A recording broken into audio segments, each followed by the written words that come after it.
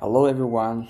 This is Maggie, and I want to say welcome, all of you. And this is a channel ስለ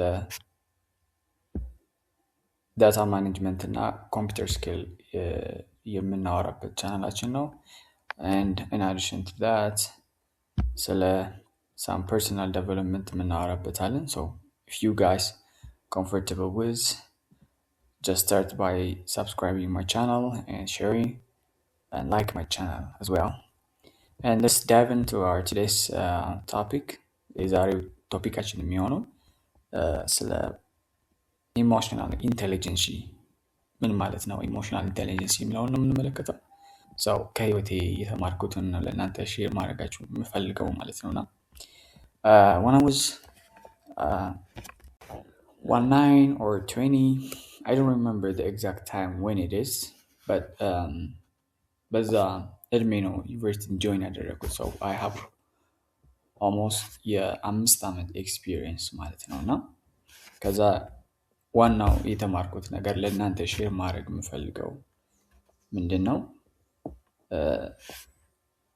ብዙዎቻችን when we were at this age, especially teenage ስንሆን አታክድ የምንሆንበት አንዱ ያልታወቀ በሽታ ነው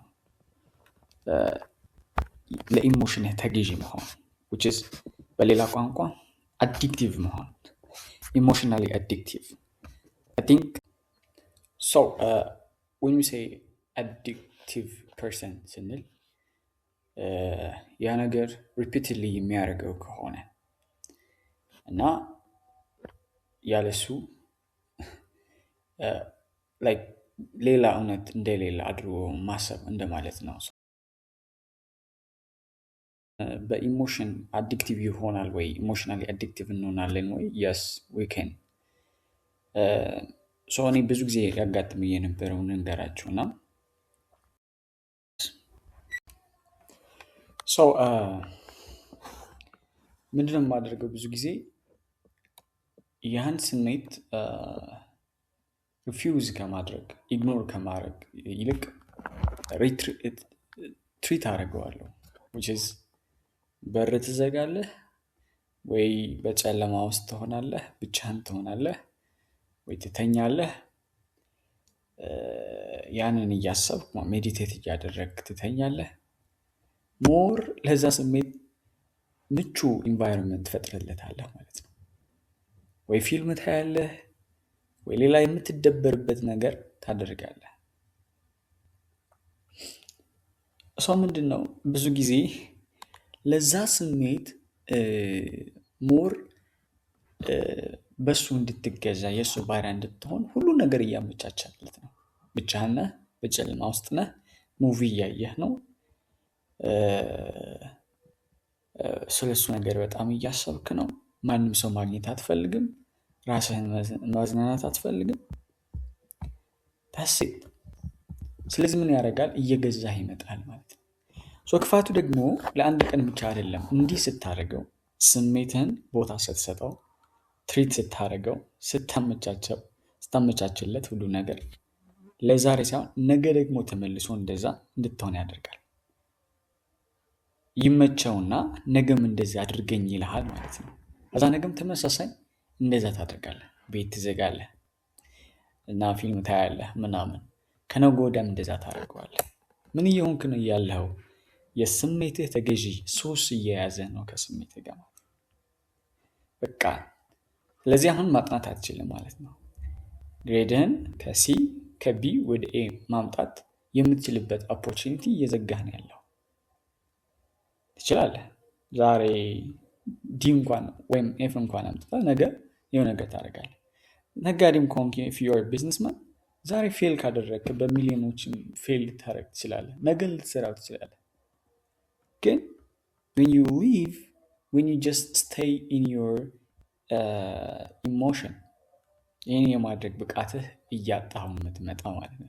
so you'll be addictive emotionally.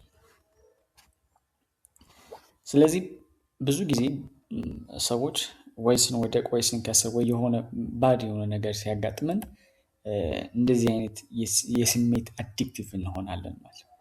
not only that, በሌላ ወይ ደግሞ ካየነው አንድ ጊዜ ብሬክ አፕ ያደረጉ እህቶች ወይ ወንድሞች ሊኖሩ ይችላሉ እና ዩዌር በቃ በጣም ደስ የሚል ጊዜ ምናምን የሪሌሽንሽፕ ታይም ኖሮ ብሬክ አፕ ስታደርግ እንደዚህ አይነት ፊሊንግ ሊሰማ ይችላል።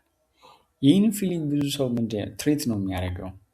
ያለቅሳል፣ ይደበራል፣ ያዝናል፣ ቤት ዘግቶ ስልክ ዘግቶ ምናምን ራሱን ትሬት ያደርገዋል። ሰው በኢሞሽኑ መኖር ይጀምራል ማለት ነው። ስለዚህ ኢሞሽን ደግሞ በቃ እንደዚህ አይነት ነገር ካገኘ ቀጥልበት ነው የሚልህ። በርታ፣ አልቅስ፣ ፊልም የሆነ ነገር የሆነ ነገር እንድታረግ ያደርጋል። ኢቭን ወደ ሌሎች ሱስም ይዳርጋል አክቹዋሊ ማለት ነው። በበዛ ቁጥር ሰው ነገም ታደርገዋለህ፣ ከነገ ወዲያም እንደዚሁ፣ ከዛም በኋላም እንደዚሁ ታደርገዋለህ። ራስህን እየጎዳህ ትመጣለህ ማለት ነው። ግንስ ኦኬ እኮ አንዱ የኢሞሽናል አዲክሽን ምንድን እንድናደርግ ነው የሚያደርገን? በኢሉዥን ዓለም ውስጥ እንድንኖር ያደርገን። የራሱ የሆኑ ኢሜጆች፣ የራሱ የሆኑ እውነቶች፣ የራሱ የሆኑ ኢንቫይሮንመንት ፈጥሮ በዛ ውስጥ እንድንኖር ነው የሚያደርገን። ኦኬ ዩ ብሬክ አፕ ኦር ዩ ፌል ዘ ኤግዛም ኦር ዩ ጀስት ፌል ዘ ቢዝነስ ሶ ዋት? ፋክት ስንመለከት፣ እውነታው ስንመለከት ዛሬ ነው እንጂ የከሰርከው፣ ነገ አልከሰርክም፣ ከነገ ወዲያም አልከሰርክም። ዛሬ ይህች እህት አጥተሃል፣ ነገ ግን ሌላ እህት ልትኖር ትችላለች። ዛሬ ዲ አምጥተሃል፣ ነገ ግን ኤ ሊመጣ ይችላል። the fact is ዛሬ ፌል አደረግ፣ ነገ ከነገ ወዲያ ግን ሰክሰስ ልታረግ ትችላለህ። ነገር ግን when you just stay indulging in your emotion ነገን ማየት ያቅትሃል ማለት ነው። የኢሞሽን ትልቁ በኢሞሽን መነዳት ትልቁ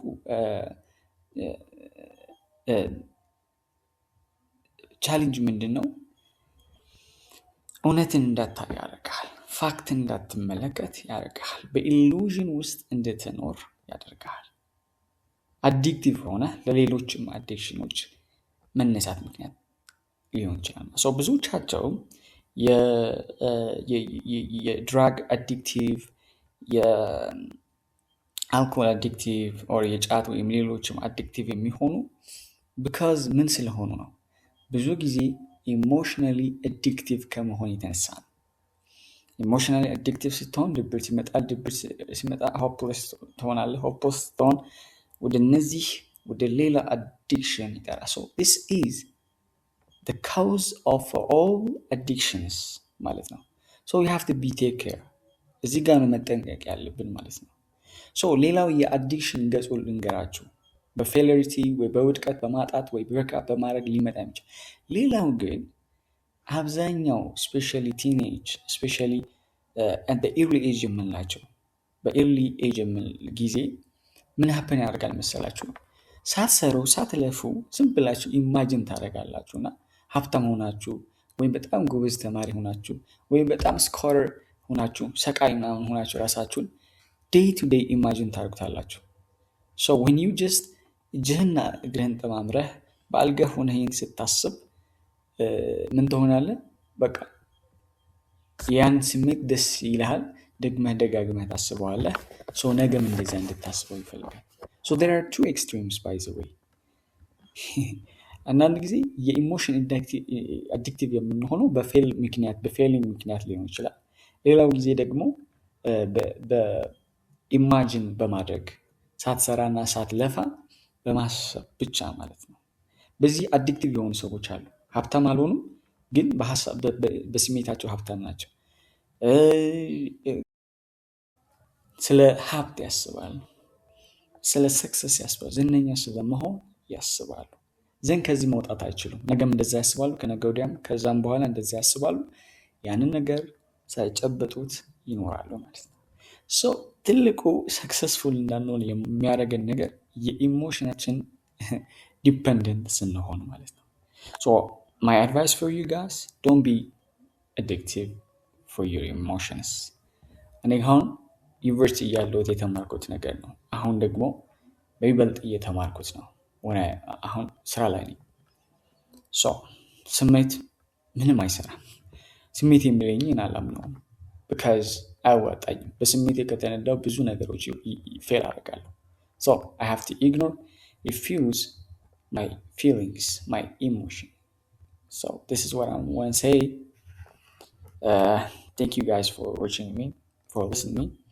And next, በዳታ ማኔጅመንት ቶፒክ እንገናኛለን። Thank you.